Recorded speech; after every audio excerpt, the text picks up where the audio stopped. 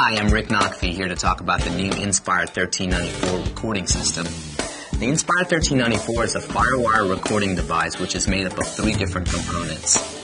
You get the hardware breakout box, which includes all of your inputs and outputs. You get the software control panel, which allows you to control all of the physical inputs and outputs. And lastly, a whole collection of recording software, loop building software, samples, and plugins. All of this turning your computer into a full-fledged recording studio. So let's take a look at the breakout box.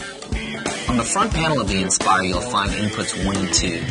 You have XLR mic level inputs, as well as instrument level quarter-inch inputs. On the back, inputs 3 and 4 are RCA level, and you can also switch those to accommodate phonograph or turntable inputs.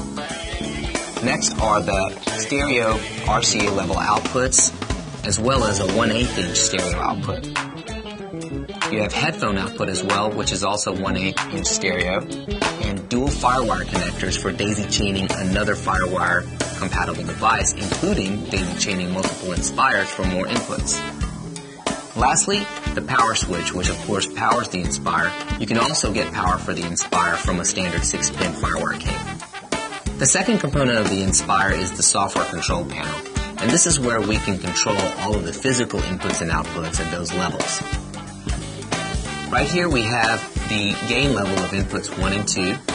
You also have a 10 dB boost, which will increase the gain for low output microphones and that sort of thing.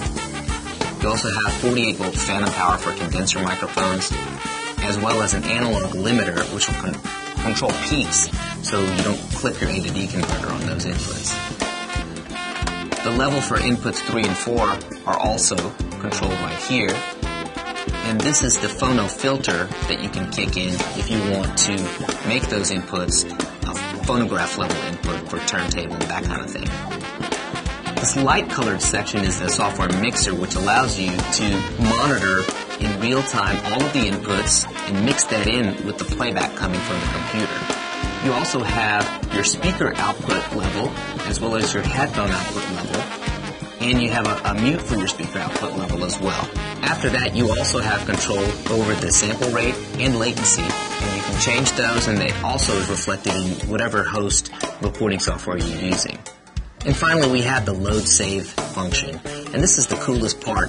What it allows you to do basically is take a snapshot of all of the settings of the control panel and come back at a later time and recall those settings. So for example, if I need to recut a vocal that I did 3 weeks ago, I can load those settings in, the original level, phantom power, any of the parameters, and it'll come back identically like I did 3 weeks ago.